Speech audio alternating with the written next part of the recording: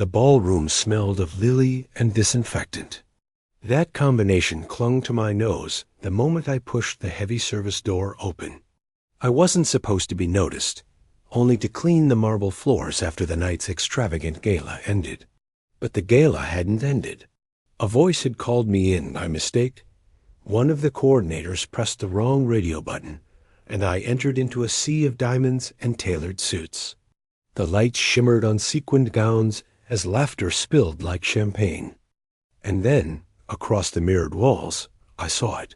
A photograph, framed in silver, leaning slightly against the buffet table. A face I knew more than my own. Mine. Yet the caption beneath it said another name. I froze. My mop bucket rolled a few inches before stopping against the wall. The picture showed a girl of 12, hair braided, eyes wide. That was me, but the surname written under it was Montero. The name belonged to the very family that owned the skyscrapers I had walked past all my life with a mix of awe and disdain. I whispered to myself, why is my face here? The gala host tapped his glass, drawing everyone's attention, but I couldn't look away from the photograph. I had lived 31 years believing I was simply Clara, daughter of a laundress, nobody in particular. That picture whispered otherwise. I pulled my cleaning gloves tighter, like armor, and lowered my head, dragging the mop across the polished floor, trying to hide my trembling. Yet every sweep of water and disinfectant seemed to erase not dirt, but certainty. The Montero family ran one of São Paulo's most powerful real estate empires. Towers bore their name. The city skyline was their monument. I had scrubbed the tiles of their lobbies for years, never once imagining my reflection might belong among theirs. But there it was, staring back at me from the silver frame. Later, when the last guests drifted away and the scent of perfume thinned, I took the photo from the table. My heart beat loud, each thud echoing against the marble walls. Behind the frame was an inscription, Montero Family Gala, 1999, my 12th birthday. Yet I had no memory of wearing that dress, standing in front of that backdrop. My mother had never been able to afford such a thing. I tucked the photo into my apron pocket. The following week, whispers grew inside me like mildew in corners left damp. I cleaned with unusual fury, as if scrubbing grout lines could answer my questions. Each sweep of bleach across the tiles reminded me of erased truths. Each mirror I polished showed a face that might not belong only to me. One evening, sorting through a stack of old payslips, I noticed something else. An envelope had the wrong surname. Instead of Clara Alves, it read Clara Montero. At first, I thought it a clerical error. But two mistakes, the photograph and this, began to align like shards of broken glass, forming a larger image. I held the envelope under the yellow bulb in my kitchen, the air thick with the smell of boiled beans. My hands shook. I confronted my mother the next morning. She had lines around her mouth deeper than I remembered, as if my question carved them instantly. Why is there a photograph of me at the Montero Gala? And why does this payslip carry their name? She looked at the mop in the corner, at the rag on the chair, anywhere but my eyes. Her silence was a detergent stronger than any I had ever used. It stripped every layer of comfort. Finally, she spoke, voice brittle. They wanted you gone. I saved you. From what?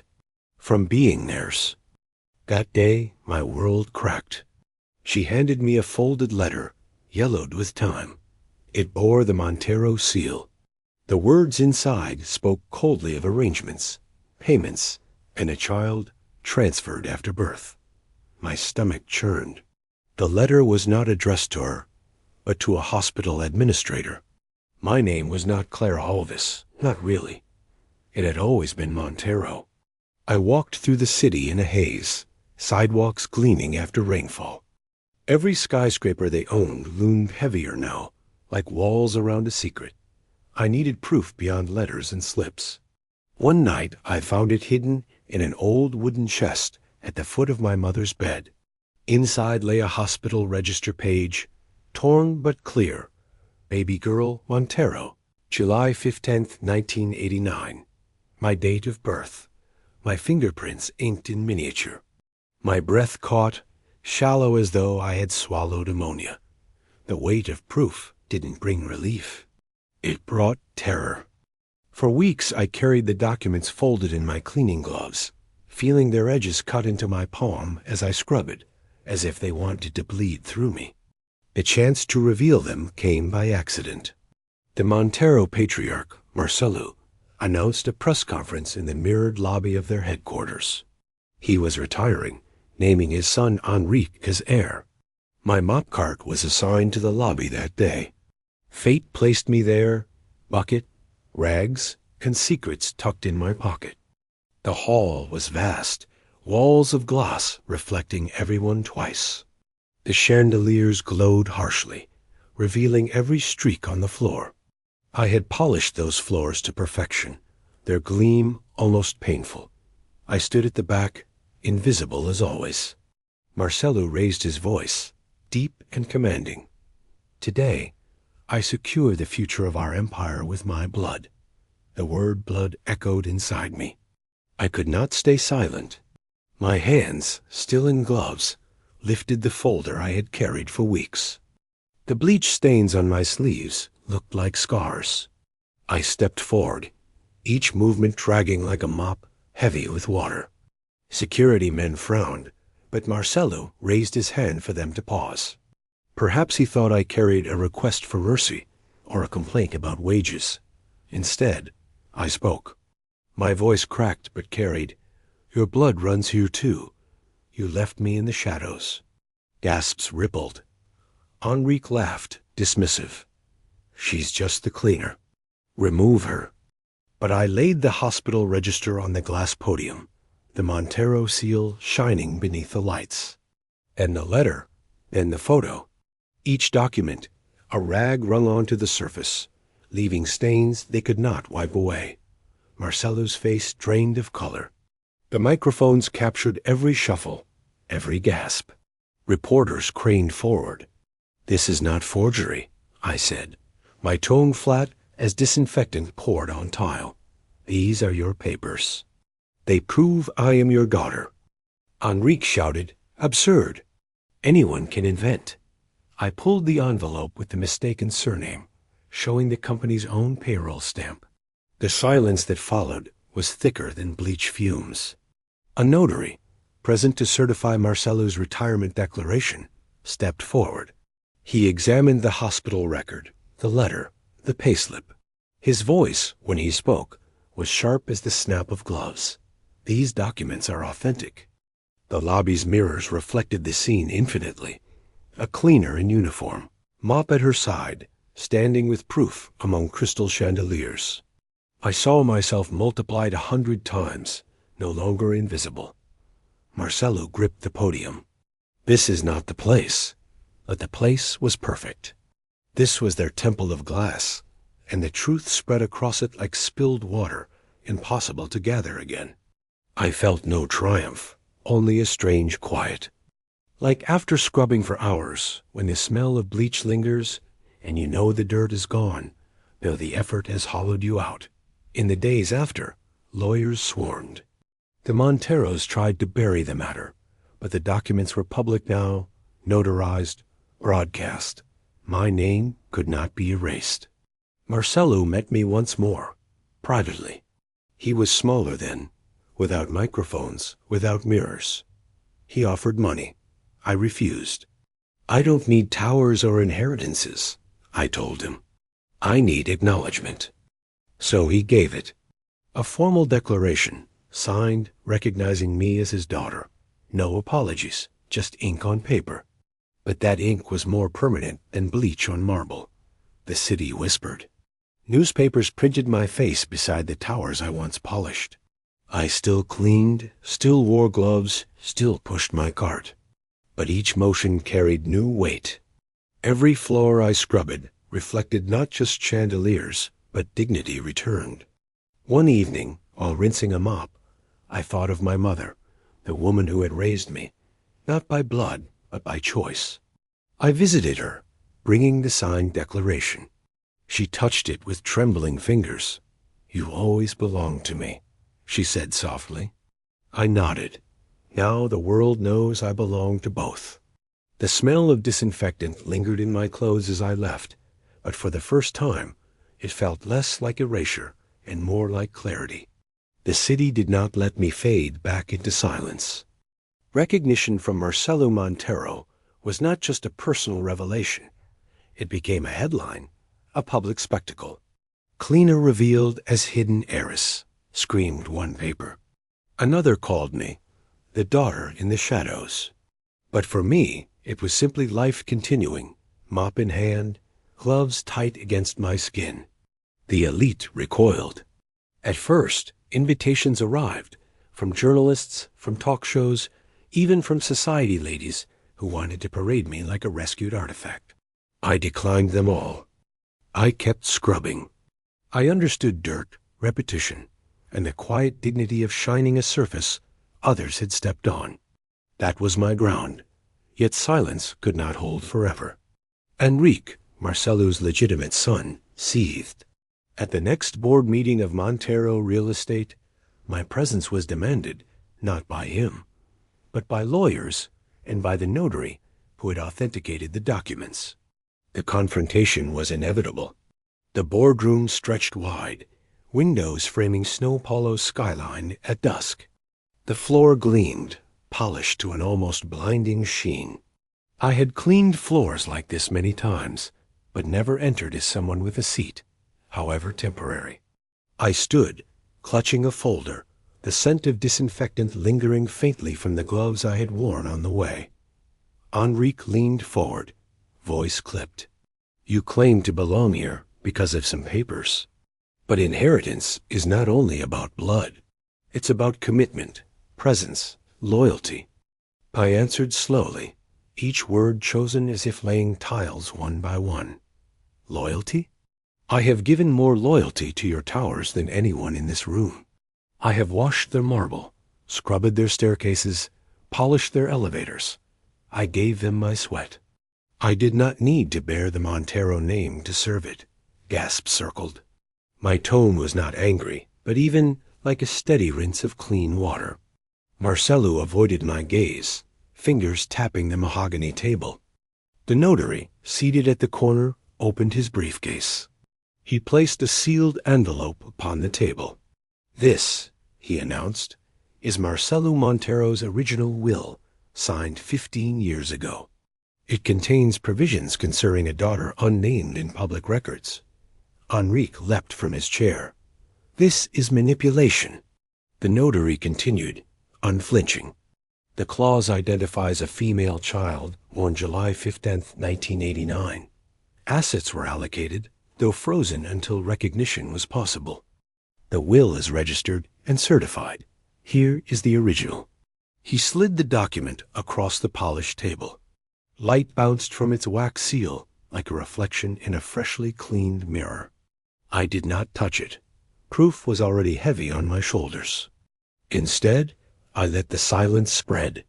Every board member stared at Marcelo. He looked older in that moment than the skyline itself. Enrique turned on him. "Father, you cannot allow this. She is an intruder. A cleaner."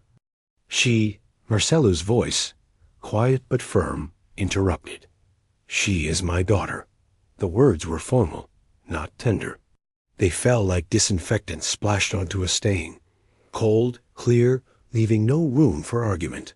Enrique sat slowly, rage stiffening his jaw. I felt neither triumph nor revenge. I felt the ache of bleach on hands after hours of scrubbing, the hollow fatigue of work well done but never celebrated. In the weeks after, the Montero empire tried to weave me into their narrative. Lawyers drafted addenda. Accountants recalculated shares. But I resisted being absorbed entirely. I had no desire to sit in leather chairs or drink champagne from crystal. My life was linoleum floors, not marble tables. Still, they insisted I attend a public announcement. "For the sake of transparency," Marcelo said. for the sake of the company's reputation. So one humid afternoon, beneath glaring lights, I stood again in the mirrored lobby where truth had first spilled. Reporters filled the space. Cameras flashed, reflecting endlessly across glass walls. Marcelo stood beside me, Enrique on his other side, fury disguised as courtesy. Marcelo read from a prepared statement. We acknowledge Clara Montero as a rightful member of the family, confirmed by documentation and testimony. She holds equal recognition as my daughter. The microphones captured each syllable. But when it was my turn to speak, I did not read. I raised the hospital register once more, yellowed and fragile. This paper survived 30 years, I said. Not because it was cherished, but because it was hidden. Like me, today you see it and you see me. I ask for no empire, no wealth. I ask only that truth not be swept aside like dust under polished floors. A hush descended. For once, cameras did not click. Reporters watched, still. In that stillness, I felt dignity settle like clean air after hours of harsh fumes. After the press conference, I walked home. The streets buzzed with talk, but I carried silence inside. At my door, I removed my gloves and hung them carefully. They were cracked from bleach, yet still whole. Like me, nights became strange. Some neighbors treated me like royalty. Others whispered envy. I cleaned regardless. The act itself grounded me. The smell of soap, the squeak of mops on tile, the rhythm of rinsing. These were constants no surname could erase. One evening, as I scrubbed a stairwell in a downtown building, a woman approached. She wore pearls, though her dress was modest. She looked at me as if testing recognition. Then she spoke softly. I was the nurse on duty when you were born. I always wondered what became of you. She handed me a folded page, a copy of the hospital's birth ledger, notarized. My name, once Montero, had been altered with deliberate ink strokes. She had kept the copy, fearing it might one day be needed. Tears blurred my vision. This was proof not only of my birth, but of the theft of my identity. I thanked her. She touched my shoulder, whispering, "Clean the past, but don't erase it. It made you." Her words lingered, a gentler disinfectant than bleach, one that soothed rather than burned. The Monteros could not deny me now, yet their embrace was reluctant, brittle. At a gala months later, I was introduced as Marcelo's daughter. Applause sounded, thin and rehearsed. I smiled politely, but my eyes searched the chandeliers, the mirrored walls. They reflected not admiration, but surveillance. I slipped away, finding refuge in a side corridor. There, alone, I breathed. The polished floors beneath my heels glistened, but I imagined the bucket and mop that had always been my tools. Without them, I felt bare. With them, I felt whole. The conflict sharpened when Marcelo fell ill. Newspapers speculated about succession. Enrique sought every chance to prove me unworthy. He whispered to investors, trying to smear me as an opportunist. But record's will, hospital ledger, pay slip spoke louder than slander. Finally, the company convened one last formal meeting. A notary again presided. Journalists allowed inside as witnesses. I was given a chair at the long table. Enrique sneered, his voice tight as wire. "You clean floors. You don't build towers. You don't belong here." I met his eyes. Floors hold towers. Without them, everything collapses. Silence followed, deep as the stillness after rinsing away the last trace of grime. The notary read Marcelo's final declaration. Shares divided, recognition sealed, inheritance documented. The room filled with scribbling pens, cameras whirring. I leaned back, gloves hidden in my pocket, fingers pressing against their rubber edges. They reminded me who I was, not just Montero, but Clara, the cleaner, the daughter, the witness to my own life. That night, I walked past the skyscrapers once more. Their windows glowed, cold and distant. Yet in one reflection, I saw not just towers, but myself, whole, undeniable. The city did not change, but I had. And in my modest apartment, as I soaked rags in soapy water, I realized cleaning had always been my metaphor, my way to restore clarity where others left stains. I did not need to inherit towers. I had inherited truth. And truth, once revealed, was unerasable. When Marcello died, the city wept publicly, though few tears were sincere. Newspapers draped his image across front pages, calling him a titan, a visionary, a builder of skylines. I watched from the shadows of the cathedral, where his funeral mass was held. Marble columns rose like frozen waterfalls, and stained glass windows threw fractured light onto polished floors I could not help but imagine scrubbing. I stood near the back, gloves in my bag, folded tight like a talisman. Enrique and the other Monteros sat in the front pews, faces solemn, movements rehearsed. Beside them was a vacant seat, offered to me by obligation, not warmth. I remained standing. The priest spoke of legacy. His words were lofty, but I heard the undertones of silence. What was not said? What was buried? My heart thudded like a mop wrung too hard, dripping, dripping, dripping. After the Mass, the family gathered in the cathedral's vestry for the reading of Marcello's last instructions. The notary, ever precise, unsealed a folder. His voice echoed, clipped and formal. By law and by will, assets are divided equally between Enrique Montero and Clara Montero. The words struck like disinfectant on raw skin-stinging, undeniable.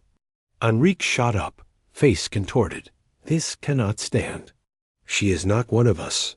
I lifted the hospital register. Its edges were worn, but the ink endured. I was always one of you. You tried to scrub me out, but stains remain. Proof remains.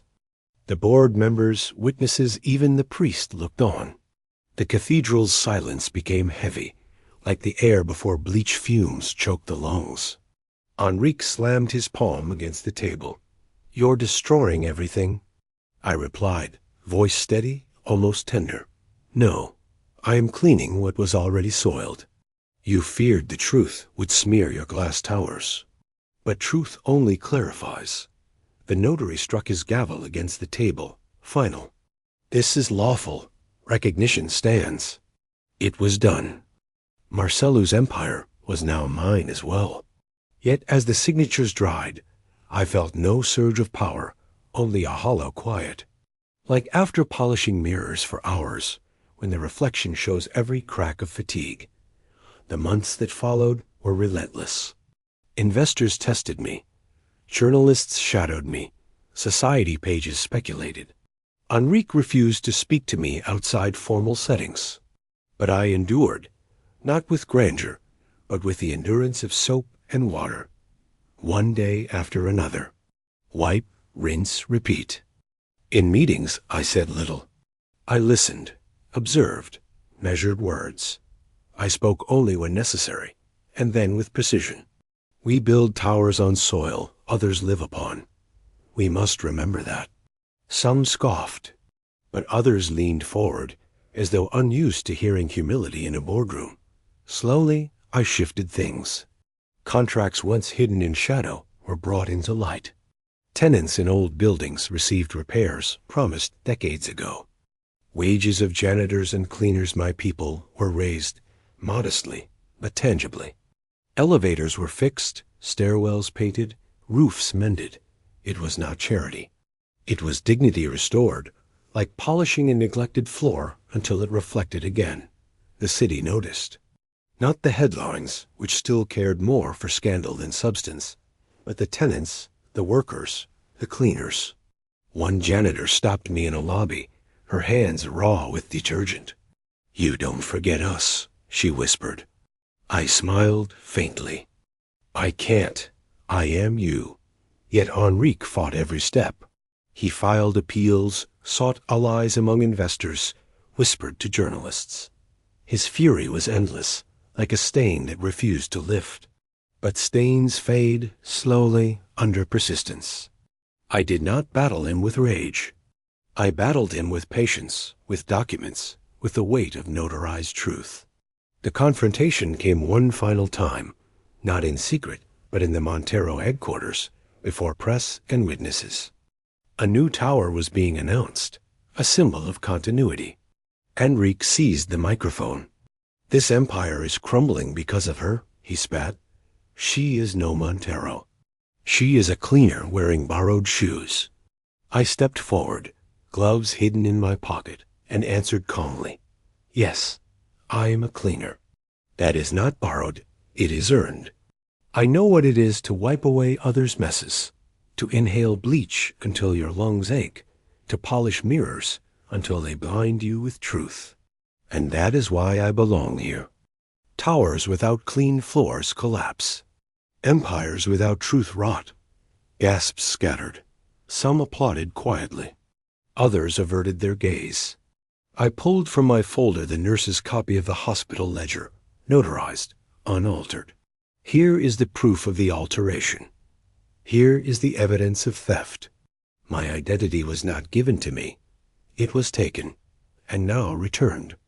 The notary stepped forward, again verifying, again declaring, authentic, irrefutable. Enrique's voice broke. "You've ruined us." I shook my head. "No, I have washed us. The dirt was always there. You only refused to see it." Silence followed. Cameras clicked, microphones hummed. The city had witnessed the cleansing. Afterward, I walked alone through the mirrored lobby. My reflection stretched in endless pains, not fragile anymore, but whole. For the first time, I did not feel like someone trespassing in glass halls. I felt like someone who had polished them long enough to finally see herself clearly. I returned home to my modest apartment, my mop and bucket waiting in their corner. I filled the bucket, poured soap, slid the mop through the water. The smell rose sharp, familiar, grounding. I leaned on the handle, letting the rhythm of cleaning return. I did not abandon this work. Even with towers bearing my name, I continued to scrub floors when I could. It was not necessity, but choice. It reminded me who I was, where I came from, and what clarity felt like. Each motion was prayer, each gleam on the tile a testament. The city would remember me not as an heiress, nor as a scandal, but as something harder to erase, a cleaner who revealed the truth. And when people spoke of the Monteros in years to come, they would recall not just towers of glass, but the moment those towers were forced to reflect honestly. At Marcelu's grave, months later, I knelt with my gloves beside me. The stone bore his name, but the soil around it was unpolished, raw. I brushed dirt from the letters with my hands. My voice was quiet. "You could not hide me forever. I am here, not to destroy, but to make clear what you left clouded." The wind carried the smell of rain, earthy and fresh. It felt like the world itself rinsing clean. And so my life continued not as a queen of towers, not as a recluse in marble halls, but as Clara, cleaner, daughter Montero, a woman who knew the worth of soap, of truth, of reflection. The mop handle pressed firm against my palm. The gloves crinkled against my fingers, and I understood I had not inherited wealth. I had inherited the chance to clear away lies. That was enough. And when I finished mopping my own floor that evening, I looked into the shining surface. For the first time, the reflection looking back was not fragmented, not uncertain. It was whole. It was me.